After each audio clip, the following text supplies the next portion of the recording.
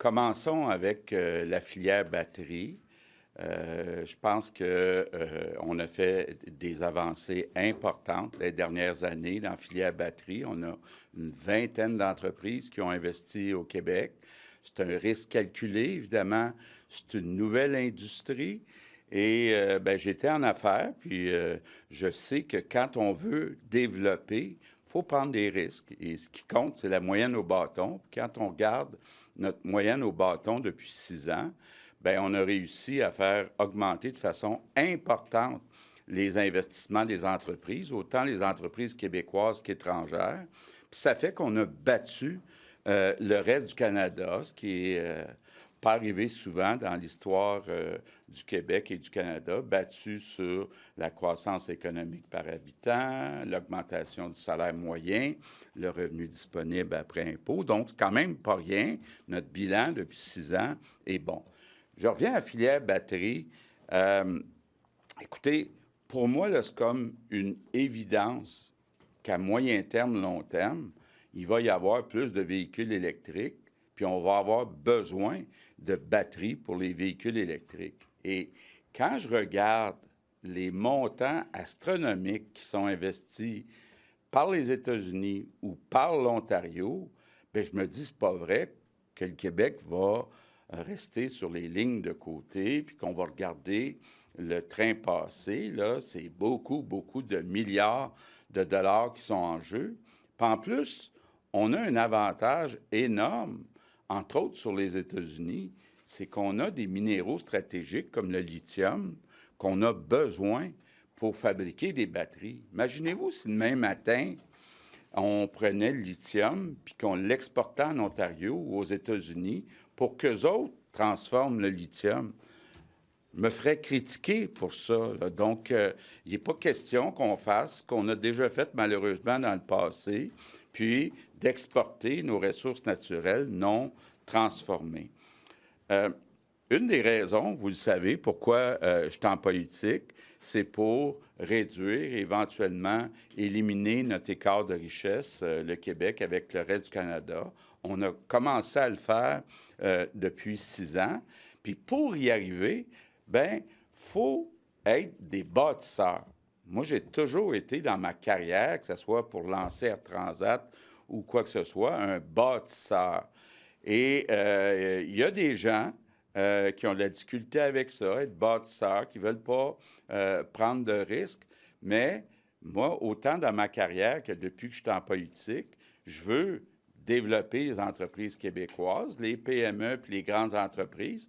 Puis je veux attirer aussi des entreprises internationales pour qu'on ait toute la chaîne dans les industries importantes qu'on a ou qu'on est en train de mettre en place au Québec. Donc, mon but avec la filière batterie, c'est d'enrichir les Québécois, c'est de créer des emplois passionnants, payants pour les Québécois, pour les prochaines générations.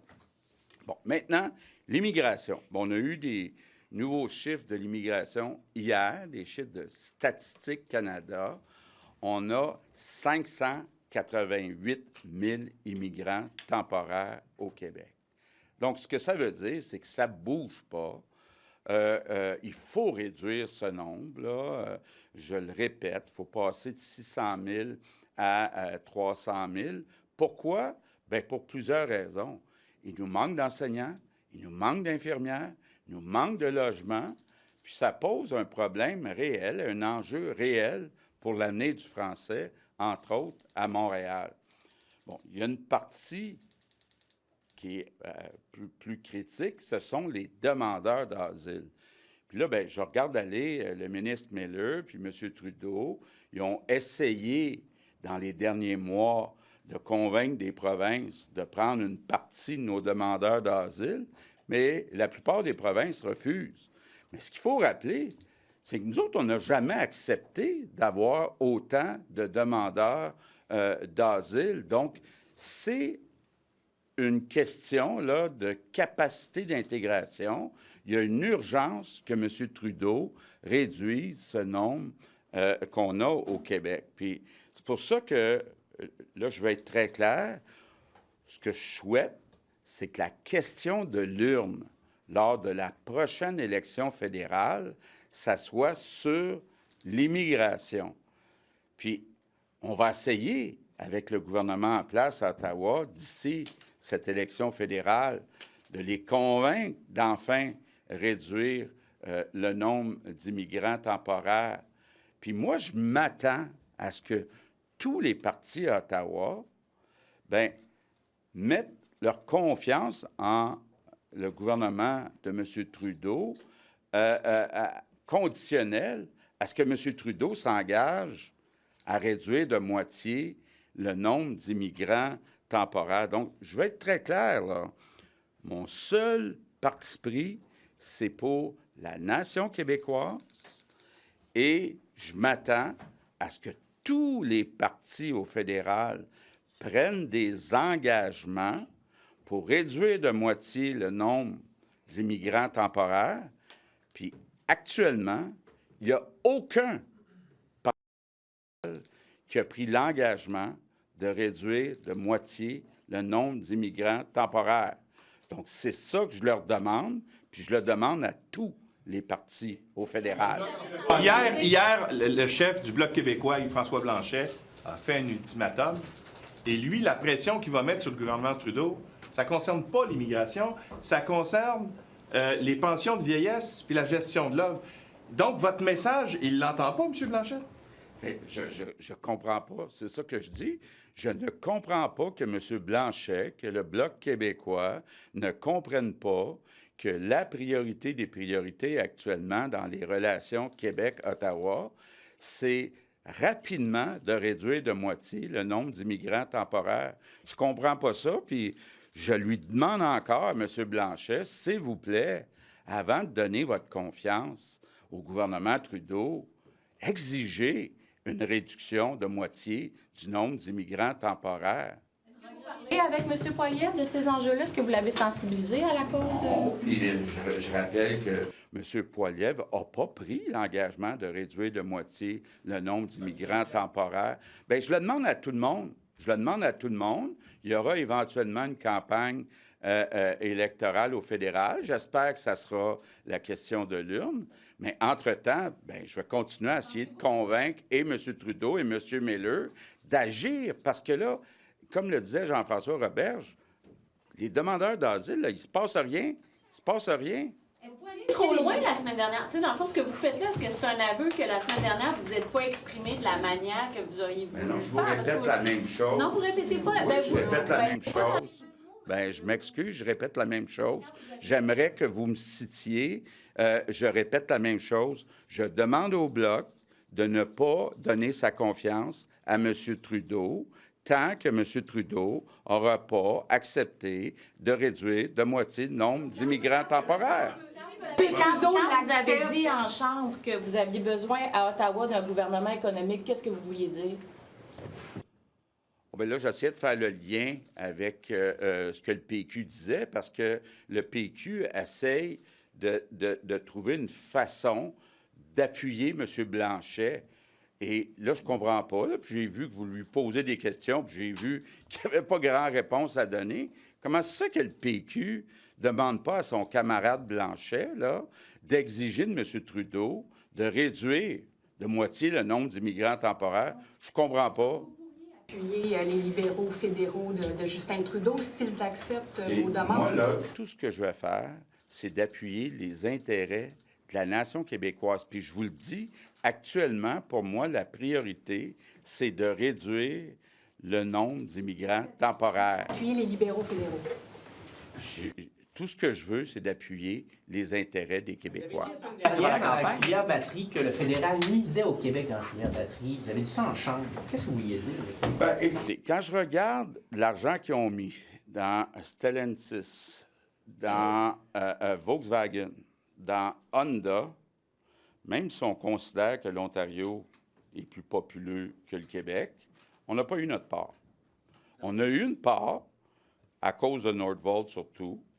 C'est une part qui viendra dans un deuxième temps quand la production commencera, mais que l'Ontario a eu 3 usines financées par le fédéral, puis que nous, on en a eu juste une, je trouve qu'il y a un manque d'équité. C'est quoi votre moyenne au bâton avec Nordvolt? C'est quoi votre moyenne au bâton avec Nordvolt? Bien, ce que je dis, là, c'est qu'il y a 20 entreprises dans la batterie. Et c'est une des approches qu'on doit avoir en économie, diversifier son risque. Donc, on a un risque qui est calculé. Il n'y a rien de sûr, ni avec Nordvolt, ni avec Ford, ni avec GM, mais je pense que quand on regarde l'avenir pour les véhicules électriques dans le monde, en particulier en Amérique du Nord, ben c'est pas vrai que le Québec va laisser... Vous admettez que vous avez joué au poker, M. Legault, là. Ben, vous dites, c'est un risque calculé. Il n'y a rien de sûr. Ce sont... Un risque calculé. Ben, regardez mon bilan depuis 6 ans. Depuis 6 ans, le Québec a battu le reste du Canada en économie, puis j'ai bien l'intention que ça soit aussi le cas dans les prochaines années. Comment ça se fait que le fédéral n'a pas contribué avant la production, contrairement à vous? Comment ça se fait que le fédéral n'est pas à risque en ce moment, contrairement au gouvernement du Québec? Bien, écoutez, on a négocié comme on a pu avec le fédéral. Dans le dossier de Nordvolt, là, il est prévu, si le programme américain IRA reste en place, qu'il va y avoir de l'aide de 4,6 milliards à Nordvolt, dont le 2 tiers va venir d'Ottawa. Pas moitié-moitié, 2 tiers Ottawa, 1 tiers le Québec. Donc, vous assumez le risque tout seul en ce moment, là. Ça vous dérange pas? C'est un risque qui est calculé. C'est un risque qui est calculé parce qu'on a aussi GM, Ford, Volta, Nemaska, on a 20 entreprises. Une partie perdue, celle-là. Nordvolt, vous acceptez qu'elle est perdue. Je continue à avoir espoir que l'usine va se construire au Québec par Nordvolt. Nordvolt a un produit extraordinaire, a des actionnaires comme BMW. Donc, non, moi, j'ai confiance que ça va se réaliser, mais il n'y a jamais rien de sûr en économie. J'ai appris ça en affaires, moi, là. Puis ce qui est important, c'est la moyenne au bâton. Monsieur Legault, vous dites un risque calculé puis il n'y a rien sûr en économie, mais avec l'argent public, est-ce que vous reconnaissez que la tolérance au risque, elle est beaucoup moins grande? Oui, mais étant donné qu'on a diversifié, puis étant donné l'enjeu de milliards de dollars, moi, je suis convaincu que dans quelques années, là, tous ceux qui chialent, ils vont dire bravo d'avoir investi dans la filière batterie. Yeah, you took too much risk with Nordvolt because you took risk with your own business in the past. But don't you think that you could not apply this for the province of Quebec without losing too much? But I think that when you look at my results in the last 6 years, I did the same. We were more aggressive to help companies. We were able to increase a lot the companies' investment in Quebec. And because of that, the economy grew faster in Quebec than in the rest of Canada. So look at my track record, in the last 6 years. And I'm very confident that for the battery, because we invested in 20 companies, that it will be good for Quebecers. On immigration, should immigration have been one of the Bloc's conditions for this vote of non-confidence? What do you make of the fact that it isn't on their list?